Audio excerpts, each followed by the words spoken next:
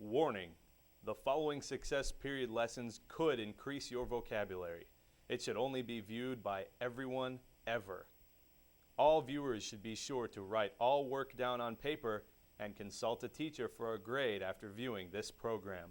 Keep this lesson in reach of children. This lesson was filmed under the supervision of English experts who were present at all times.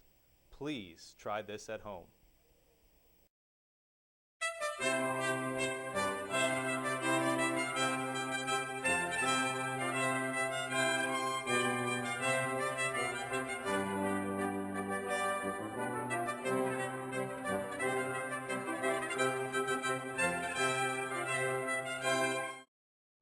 Welcome to Context Clues Theater. I'm Lee Majors, but you can call me Steve Austin. And I'm Mr. Belvedere, but you can call me Brock Toon. Once again, we are here to showcase the art of the context clue and its usage in any number of situations, including on standardized tests, in class, or when a companion tells a jolly good your mother or other female to whom you are related joke. Our story tonight will tell the struggle of the protagonist, Terry, against the undefeated, powerful giant, whom he must defeat in order to remain the greatest champion in history. Some may have seen another film version of this story, which took place in Detroit, Michigan in March of 1983. Oh, yeah. Truly, one of the great stories for children, or anyone of our time. In later years, the giant would be replaced by Randy Macho Man Savage, later the Ultimate Warrior, and even later Bret the Hitman Hart. But this original version of the giant with the giant is always my favorite. Andre is such a rich character. Yes, he is. Indeed, Mr. Majors, indeed, indeed. The story also contains one of the greatest examples of words in context in history. Indubitably, Brock Toon. One need not use a dictionary when so many contextual clues are available. One simply needs to figure out what unfamiliar words mean based on how they are used within the story. Illuminate absurd choices and decide which answer choice makes sense. But I'm sure our audience already knows this, Lee, and we shan't deny them any longer of the pleasures of Terry and the mighty giant. Once upon a time, there was a very strong man named Terry. Terry was the preeminent champion in all the land. He had defeated every challenger for 3 straight years. His bosses even gave him a trophy recognizing his achievements. He was very happy with himself. But then there was one person Terry hadn't defeated. He was a giant from far away who hadn't lost to anyone in over 15 years. He used to be Terry's friend, but he had become resentful of all the recognition Terry received. Mr. Majors? Mr. Majors? You were supposed to read the next paragraph. Yeah, I know, but I just can't figure out what preeminent and resentful mean. I mean, it's driving me crazy. Relax, Mr. Majors, relax. Our audience will figure it out and tell us. And they'll even write the new words down and the definitions so they'll remember them. Handy, no? Good idea.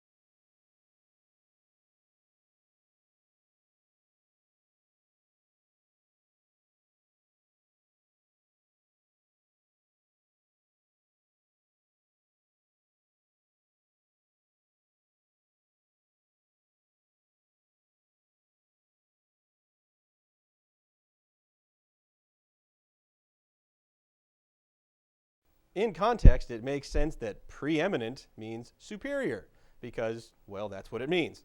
Also because the story mentions how Terry hadn't lost in 3 years.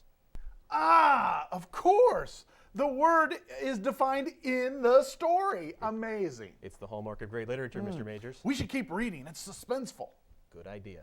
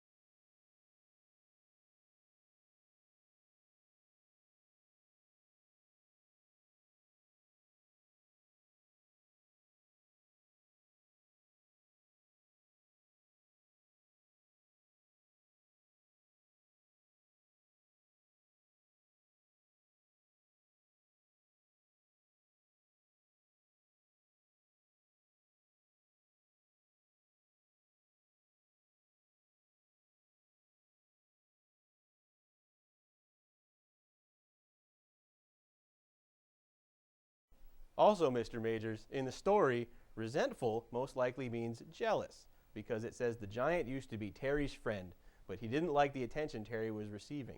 That's how context clues work. Ah, why do they love Terry so much? The giant wondered to himself.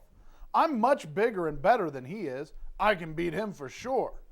The giant flexed his prodigious muscles and made a huge roar that scared everyone who was near him. Finally, the day of their match came, and Terry headed to the squared circle, the traditional place for enemies to fight, and waited for the giant. Wait. What kind of story uses words like prodigious?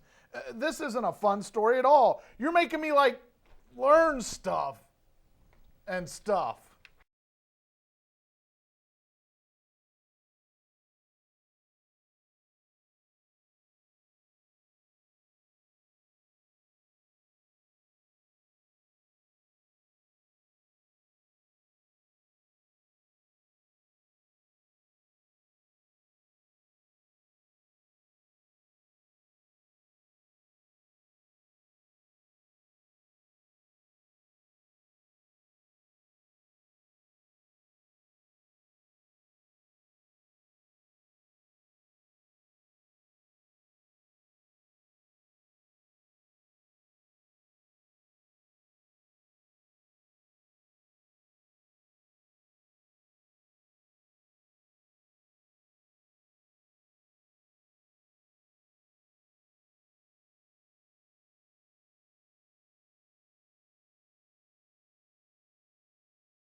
So the story says he had prodigious muscles.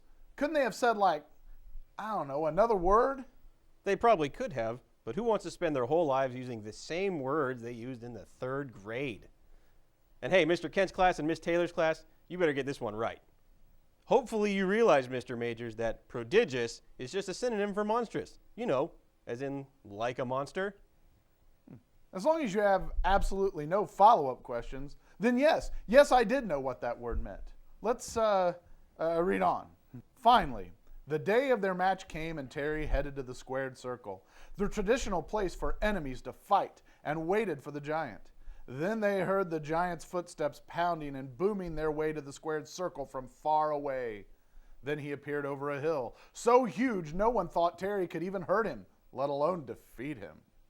It was time for the match to begin, and there was the most voluminous crowd anyone could remember. People had come from all over to see the match.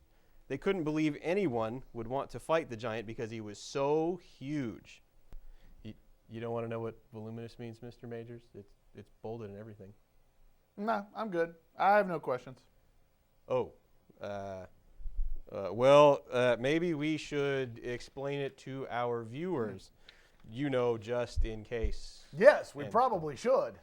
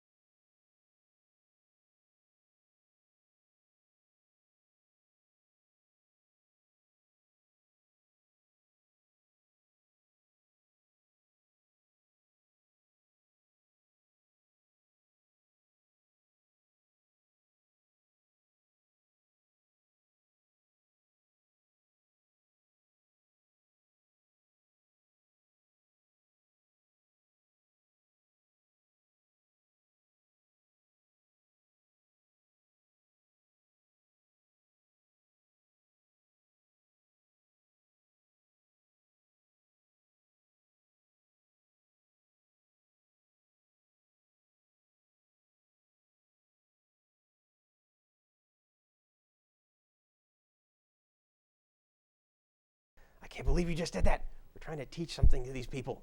Well, if you wouldn't pick such easy dadgum words, I could play along. Should I have used a made-up word instead then? These jokers in the H Hall always say ginormous. How about we use that, huh? Hey, camera guy, why are you making that sound with your face? Oh, God, the microphones are still on. Yes.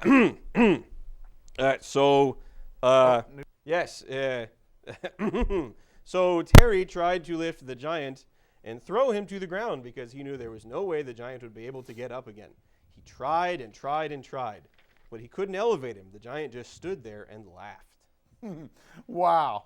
Geez, Mr. Belvedere, I can never figure out what elevate means. Maybe our viewers can help us.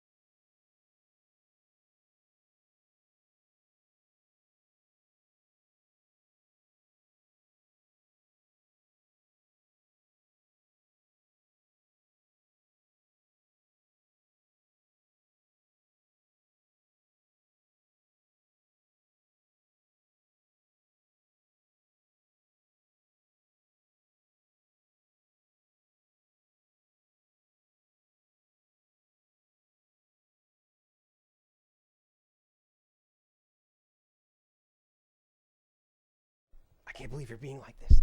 This is way too. Yes, Mr. Majors. Maybe they can help us. What could that word mean? I'll bet they know that elevate is a synonym for lift. I bet they did. And I bet you can finish this on your own. Well, that'll do it for this edition of Context Clue Theater. I'm Lee Majors, and we'll see you in context.